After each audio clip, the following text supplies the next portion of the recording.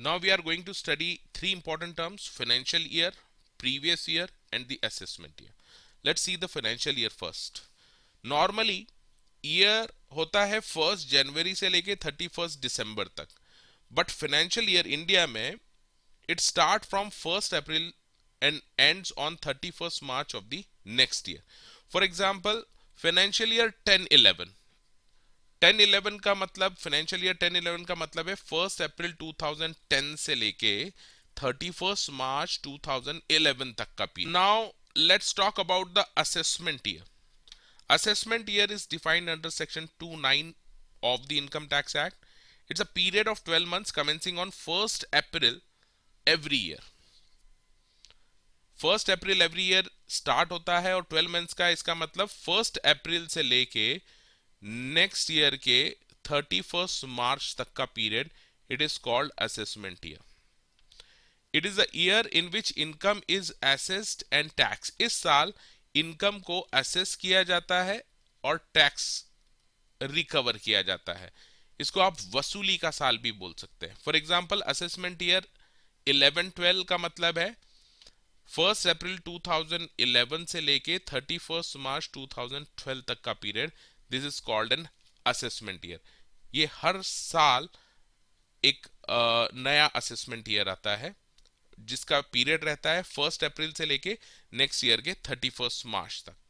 We have just seen that there is a assessment year every year there is a assessment year which start from 1 April, जिसमें कि tax recover किया जाता है. But tax किस income पे लगता है? Tax is levied on the income of the previous year. तो प्रीवियस ईयर में, पिछले साल में जो भी आपने इनकम अर्न की है उस पे आपको असेसमेंट ईयर में टैक्स देना पड़ता है. So let's see the definition of previous year. The year immediately preceding the assessment year. For example हमारे एग्जाम्पल में यहां पर असेसमेंट ईयर ले रखा है हमने 1 अप्रैल 2011 से लेके 31 मार्च 2012 तक. तो इस असेसमेंट ईयर का प्रीवियस ईयर कौन सा होगा? Preceding year. इसका मतलब है 1 अप्रैल 2010 से लेके 31 मार्च 2011 will be the previous year for this assessment year. इस साल प्रीवियस ईयर में जो भी इनकम अर्न होगी ये असेस होगी और टैक्स होगी इस असेसमेंट ईयर में. नॉर्मली प्रीवियस ईयर रहता है 1 ईयर का, कंप्लीट 1 ईयर का. However for a new business or a new source of income, जैसे किसी की इनकम नहीं है, अभी कुछ भी नया बिजनेस स्टार्ट किया है या कोई नई सोर्स ऑफ इनकम उसको एक्रू होती है, then in this case, these two cases में previous year can be shorter than 1 year. और वो कौन सा पीरियड रहेगा?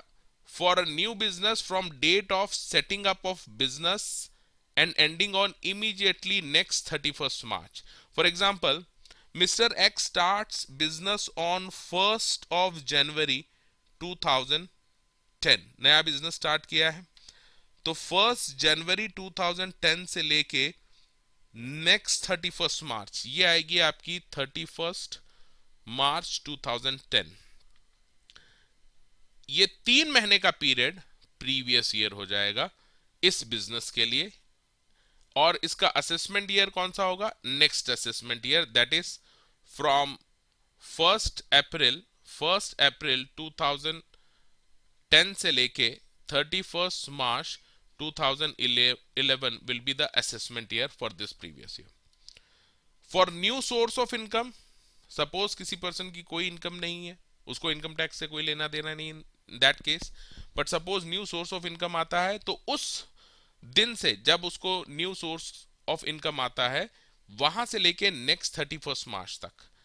तो similar example we can take. For example 1 March 2010 को a person get the new source of income. तो new source of income उसको आया है, एक्रू हुआ है 1 मार्च से लेके. इन दिस केस नेक्स्ट 31 मार्च आ जाएगी आपकी इसी महीने में 31 मार्च 2010 तक. यहां तक का 1 महीने का पीरियड रहेगा ये प्रीवियस ईयर. इसके लिए असेसमेंट ईयर कौन सा रहेगा?